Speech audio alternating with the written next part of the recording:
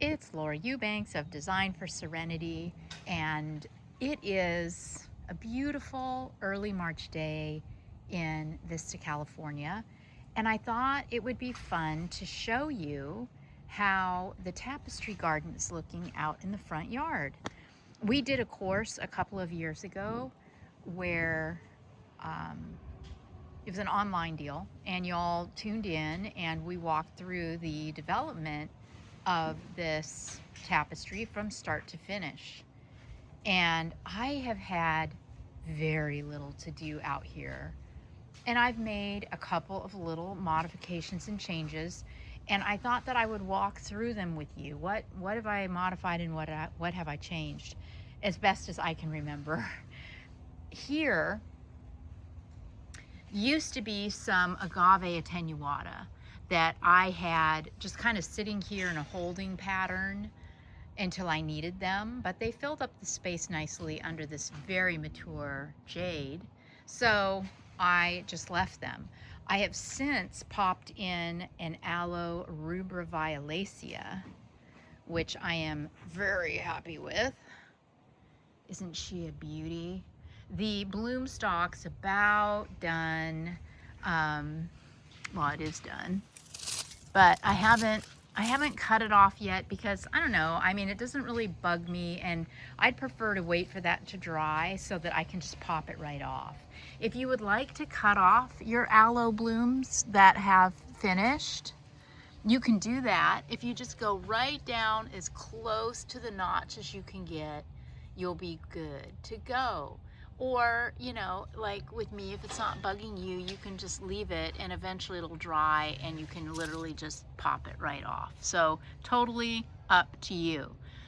I have a little bit of Euphorbia millii that I tucked in back here that is surviving. There's a little piece of it back there that looks a little, you know, worse for the wear. But overall, I've been real happy with the millii. This little area gets no automatic irrigation and is reliant on me to water it. And I don't have a hose out here, so it's an ordeal to have to move the hose from the back, hook it up to the side, drag it down. So I don't hardly ever water this. I mean, seriously, it's been since last fall. I mean, I just don't water it. We just had some really, really delightful rains about 10 days ago that have saturated the garden. Here is an Aloe glauca. I believe that this has been here since inception. And the Portulacaria minima could really use a haircut, couldn't it? It's run amok, but you know, I haven't done it. And it's okay. The trash can wheels come down this part of the driveway and keep it, that's how I keep it at bay. Run the wheels over it at the edge. There's some cotyledon tucked in here amongst the Portulacaria that's really, really happy. This plant, I've learned, doesn't love overhead water. It prefers to be watered from the ground. It gets kind of a waxy coat on it that doesn't love to be disturbed. So I've had better success keeping this plant looking good by not watering it. Here's a Crassula ovata, and you can see that it has completed its bloom cycle, and now there's just dead, you know, dead little flowers, which you can pick those off if you want, or leave them. It really doesn't matter to the plant. It's just up to you and your level of boredom. We have some little Crassula lycopoidioides in here too. This is kind of a flopsy mopsy plant.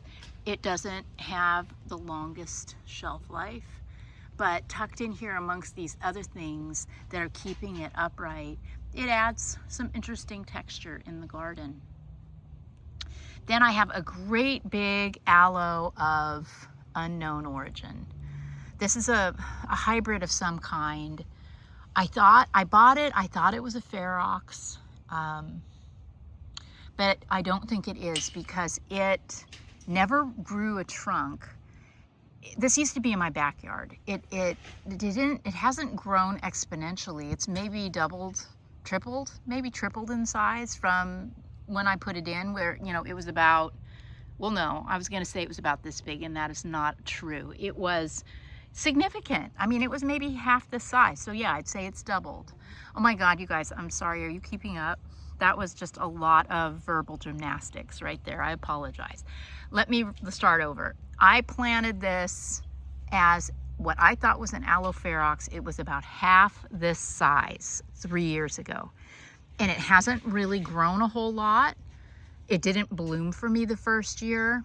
But what it did do is throw off pups.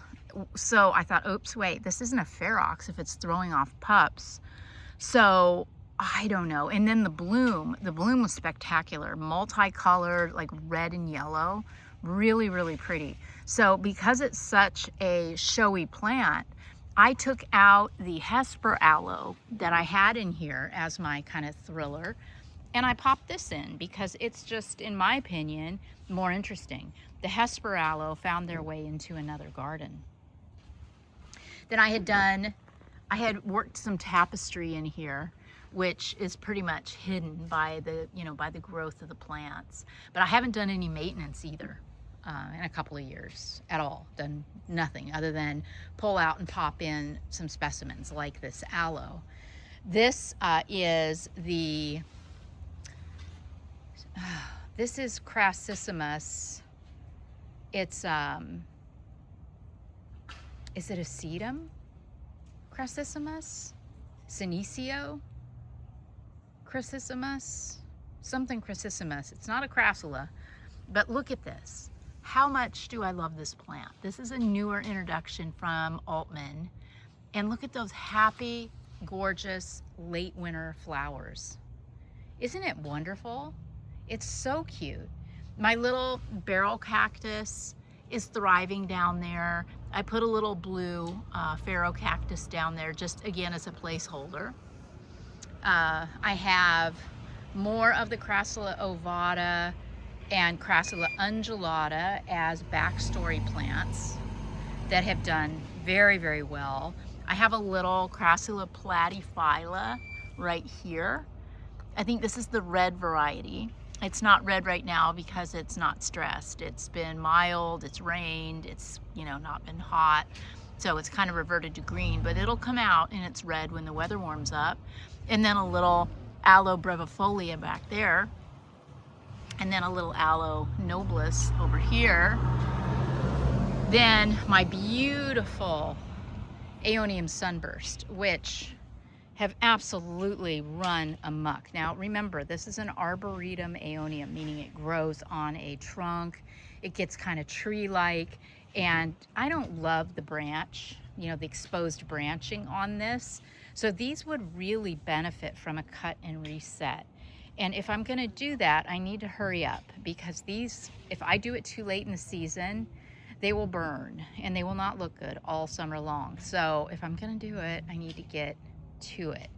I threw a gymnocalacium down here, again, kind of as a placeholder. It doesn't really cover up the stalks. So, you know, but it looks cool. I like it. It's kind of cool. Here's another cotyledon back here. It's living its best life. And I've got an Aloe T-Rex right there. Then another smaller Ungi and Ovata. I love how this Ungi hasn't gotten as big. So I have, you know, levels, which I love. The whole idea with this garden was to have it, you know, kind of run downhill. And that, I've lost that look since the sunbursts have gotten so tall and the crassulas have gotten so big. But you know what? That's okay. I still love the look of it. I had popped some Sedum Adolphi in here, and they have, it's just, they've stayed so beautiful. I did have a Ruchia here, which did very, very well for a very long time, and then it just started to die back. People walk their dogs along the sidewalk too, and I think sometimes the dogs pee on it. So that came out, and I put another Sedum. This actually came out of my backyard. because this one was doing so well. So I thought, well, I'll add another. And I've been real happy with that pop of orange. Then around the back here, because this garden is viewed from all angles, we have this cute little outcropping of plants. So people that are walking down the sidewalk this way can appreciate this little outcropping of plants. I've got an agave quiche con. I've got some more of the orange sedum, more Aloe brevifolia, and you know, some assorted sedum tucked in back there. And it's just a really cute little outcropping. So I'm super stoked with how this looks. And yes, it could use a little maintenance, but you know, like, look how pretty the Aeonium sunburst look from this angle, right? Those look really good. Really good. But I do think that overall it would be an improved experience if I got them cut and reset. Then, you know, if I wanted to, I could also go after this Portulacaria minima and, you know, bring that back to heal, maybe pop in a couple of more tapestry plants here. They're probably under there. I wouldn't be at all surprised. But this is, you know, a little cousin-it looking for me. I don't have anything over here at this corner because this constantly gets cut by the trash can. So there's just really no point. But I could pop in a prettier Brock. That's not really cute right here. If I did a really beautiful small boulder, that'd be the thing, wouldn't it? If I didn't want to do a plant. So that's my to-do list. Bring in a pretty boulder to put here. Cut back the Portulacaria minima. Potentially add a few new tapestry plants, depending on what I see when I cut this back. And cut and reset the Aeonium sunburst. The ones that I don't stick back in the ground, I can put in the backyard in an area that I've identified where I'd like to see some. So, you know, that's it. If you have experienced rain too recently, you know, a significant storm, make sure that you don't rush out to water your plants anytime too soon, as they really do appreciate a nice drying out period before the soil is re-moistened. So, hope that you all are enjoying your time out in the garden, those of you that live here on the West Coast, and the rest of you, you know, keep watching the videos and live vicariously through me until the weather will allow you to actually get out and roll your sleeves up. Thanks so much for watching and for following. We'll talk to you soon, guys. Bye.